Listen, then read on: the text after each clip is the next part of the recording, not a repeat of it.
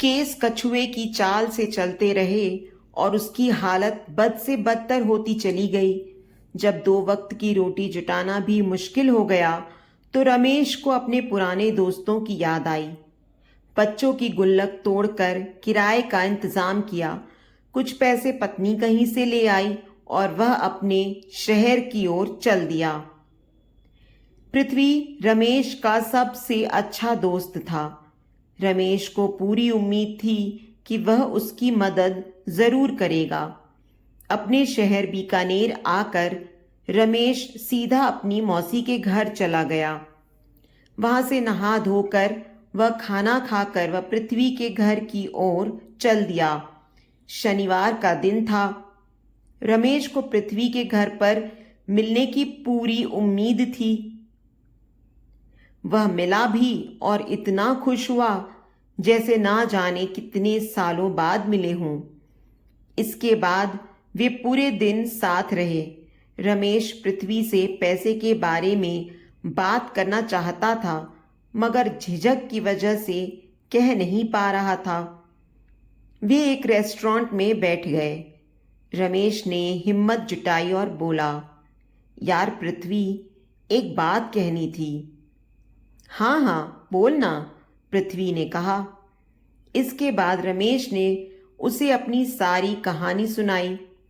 पृथ्वी गंभीर हो गया और बोला, तेरी हालत तो खराब ही है।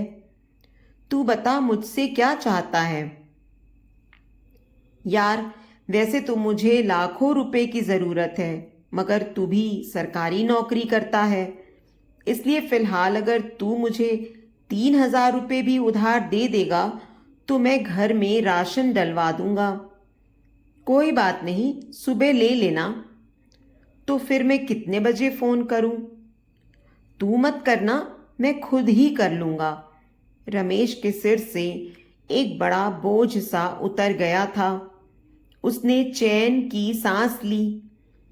इसके बाद उन्होंने काफी देर तक बातचीत की और बाद में वह रमेश को उसकी मौसी के घर तक अपनी मोटरसाइकिल पर छोड़ गया।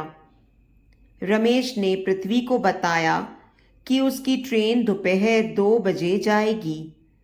उसने रमेश को भरोसा दिलाया कि वह सुबह ही 3,000 रुपये पहुंचा देगा। रमेश ऐसी गहरी नींद सोया कि आंखें 9 बजे ही खुली। नहा धोकर तैयार होने तक 10:30 बज गए। पृथ्वी का फोन अभी तक नहीं आया था। रमेश ने फोन किया तो पृथ्वी का मोबाइल स्विच ऑफ ही मिला। रमेश की ट्रेन आई और उसकी आंखों के सामने से चली भी गई। उसका मन बुझ सा गया था। उसने कोशिश करना छोड़ दिया। उसकी सूरत ऐसी लग रही थी जैसे किसी ने गालों पर खूब चांटे मारे हों। उसकी आंखों में आंसू तो नहीं थे मगर एक सूनापन उनमें आकर जम सा गया था। वह काफी देर तक प्लेटफॉर्म के एक बेंच पर बैठा रहा। अरे रमेश, तू रमेश ही है ना। रमेश ने आंखें उठाकर देखा। वह सत्यनारायण था, उसका एक पुराना दोस्त। वह एक गरीब घर से था और रमेश ने कभी भी उसे अहमियत नहीं दी थी। हाँ भाई, मैं रमेश ही हूं, उसने बेमन से कहा। रमेश, मुझे पहचाना तूने? मैं सत्यनारायण, तुम्हारा दोस्त सत्तू। क्या हालचाल है सत्तू? रमेश थकी थकी सी आवाज में बोला। मैं तो ठीक हूं मगर तूने यह क्या हाल बना रखा है? दाढ़ी बड़ी हुई है और कितना दुबला हो गया है। चल बाहर चलकर चाय पीते हैं। रमेश की इच्छा तो नहीं थी मगर सत्यनारायण का जोश देखकर वह उसके साथ हो लिया। वे एक रेस्टोरेंट में आकर बैठे और चाय पीने लगे। और सुना रमेश, कैसे हाल चाल हैं? सत्यनारायण ने पूछा। हाल चाल क्या होंगे, जिंदा बैठा हूं तेरे सामने, रमेश ने बेरुखी से कहा। यह सुनकर सत्यनारायण गंभीर हो गया। क्या बात है रमेश, मुझे बताएगा? क्या बताऊं? यह बताऊं कि वहां मेरे बच्चे भूखे बैठे हैं और सोच रहे हैं कि पापा आएंगे तो घर में राशन आएगा, पापा आएंगे तो वे फिर से स्कूल जाएंगे, पापा आएंगे तो नए कपड़े सिला देंगे। क्या बताऊं तुझे? सत्यनारायण हक्का बक्का सा रमेश का चेहरा देख रहा था। मैं तुझसे कुछ नहीं पूछूंगा रमेश, कितने पैसों की जरूरत है तुझे? सत्यनारायण ने पूछा। रमेश ने सत्यनारायण को ऊपर से नीचे तक देखा। साधारण से कपड़े, साधारण सी चप्पलें, यह उसकी क्या मदद करेगा? 2 लाख रुपए चाहिए, क्या तू देगा मुझे? रमेश ने कहा। रमेश, मैंने अपना सारा पैसा कारोबार में लगा रखा है। अगर तू मुझे कुछ दिन पहले कहता तो मैं तुझे 2 लाख रुपए भी दे देता। यह बता कि फिलहाल तेरा कितने पैसों में काम चल जाएगा? सत्यनारायण ने पूछा। 3,000 रुपए में। तू 10 मिनट यहां बैठ, मैं अभी आया, कहकर सत्यनारायण वहां से चला गया। रमेश को यकीन नहीं था कि सत्यनारायण लौटकर आएगा। अब तो लगता है कि चाय के पैसे भी मुझे ही देने पड़ेंगे। इसी उधेड़ बुन में 10 मिनट निकल गए। रमेश उठ ही रहा था कि उसने सत्यनारायण को आते देखा। सत्यनारायण की सांसें तेज चल रही थीं।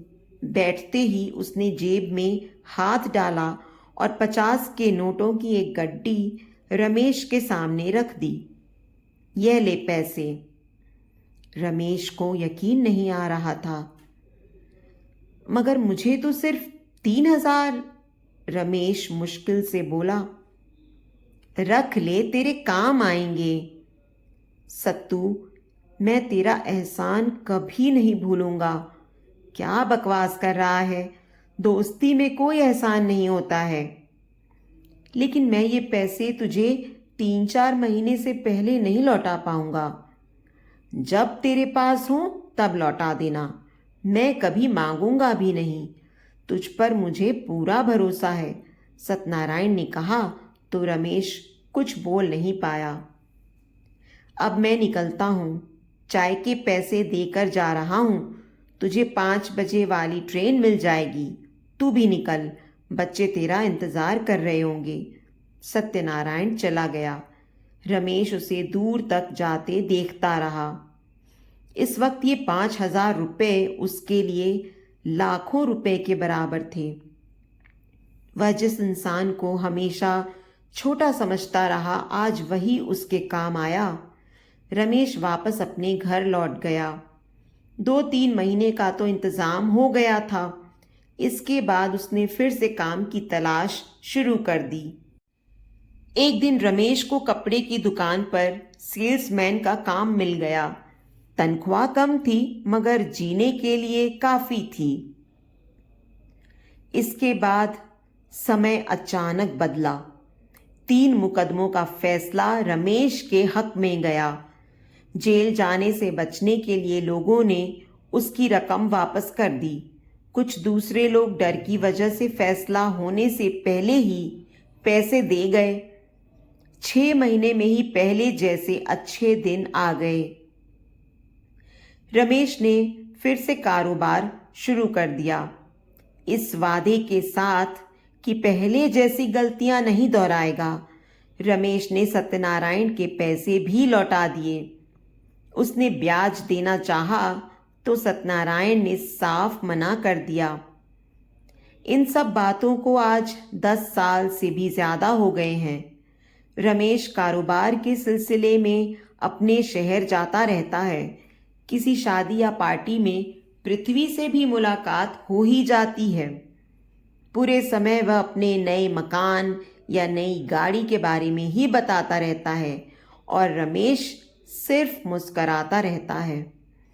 रमेश का पूरा समय तो अब सिर्फ सत्यनारायण के साथ ही गुजरता है। वह जितने दिन वहां रहता है उसी के घर में ही रहता है। रमेश ने बहुत बुरा वक्त गुजारा। ये बुरे दिन हमें बहुत कुछ सिखा भी जाते हैं। हमारी आंखों पर जमी भरम की धुंध मिट जाती है और हम सब कुछ साफ साफ देखने लगते हैं। तो दोस्तों, उम्मीद करती हूँ आपको आज की हमारी ये कहानी पसंद आई होगी। कहानी पसंद आई है तो वीडियो को लाइक और शेयर करें। चैनल पर नए हैं तो चैनल को सब्सक्राइब करें और हाँ, नोटिफिकेशन बेल को ज़रूर दबाएं ताकि अगली अपडेट सबसे पहले आपको मिले।